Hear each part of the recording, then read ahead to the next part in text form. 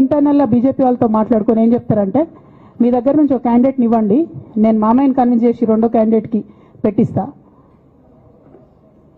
అంటే he wants to create trouble. ఈ క్రైసిస్లో already మన పార్టీలోకి వెళ్ళి 10 మంది ఎమ్మెల్యేలు వెళ్ళిపోయినాక 38 మందిలో 10 మంది పోయినాక నువ్వు ఇంకో సెకండ్ క్యాండిడేట్ని పెడితే ఎంత కన్ఫ్యూజన్ అవుతుంది? ఎవరెవరు ఎట్టేట ఓట్లు వేస్తారు? అంటే హార్స్ ట్రేడింగ్కి ఈయన ట్రబుల్ షూటర్ గారు ట్రబుల్ని ఓపెన్ చేస్తారు అన్నట్టు. నాకెందుకో లక్కీగా ఒక బీజేపీ ఎమ్మెల్యే గారు ఫోన్ చేసి అక్క మరి పెద్దసారి పర్మిషన్ ఉందా హరీష్ అని ఇట్లా అంటున్నారంటే నేను డైరెక్ట్గా పెద్దసారికే ఫోన్ చేసి నాన్న మరి ఇట్లా అంటున్నారు, మనం సెకండ్ క్యాండిడేట్కి పర్మిషన్ ఇస్తారంటే nothing doing, only Shravan will get elected, ఎవరు చెప్పారు మీకు అన్నారు. అంటే నేను ఆ విషయం వెంటనే అటువైపు కన్వే చేసిన, లేదండి మాకు అట్లాంటి ఆలోచన లేదు.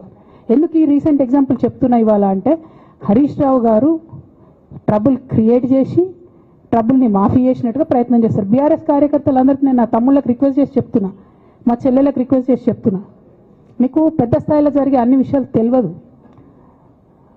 తెలియకుండా అందరూ మన వెల్ విషర్స్ అనుకుంటారు. మీ తప్పు కాదు, ఎందుకంటే కేసీఆర్ సార్ అంత ఓపెన్ మైండ్తో ఓపెన్ హార్ట్తో ఉంటారు కాబట్టి బీఆర్ఎస్లో అందరూ అట్లే ఉంటారు అనుకుంటారు. కానీ చాలా మందికి చాలా హిడెన్ ఎజెండాస్ ఉన్నాయి. ఒక పక్క కాంగ్రెస్తో కలిసి ఉన్నారు, ఇంకో పక్క బీజేపీతో మాట్లాడుతున్నారు, ఎటు ఎవరితోనూ అవసరమైతే అటు మాట్లాడుతున్నారు.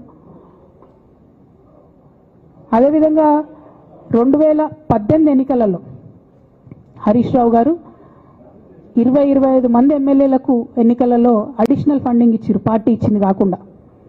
ఏడికేళ్ళు వచ్చినాయి హరీష్ రావు గారికి అన్ని డబ్బులు? 100% కాళేశ్వరంలో జరిగిన అవినీతి నుంచి వచ్చిన డబ్బులే. ఆయన ఆలోచన ఏం చేసిందంటే ఏమన్నా కొద్దిగా అటు ఇటు అవుతుందేమో రిజల్ట్, నా దగ్గర ఎమ్మెల్యేస్ ఉండాలని ఆలోచన చేశాను. మీకు అసలు అట్లాంటి ఆలోచన ఎందుకు వచ్చింది? నేను కట్టప్పలాంటోని కేసీఆర్ గారి దగ్గర ఉండేటోని అంటావు కదా, నీకేం అవసరం వచ్చింది ఎమ్మెల్యేస్కి సపరేట్గా ఫండింగ్ ఇవ్వడానికి? ఎవరికి తెలియదు అనుకుంటారు.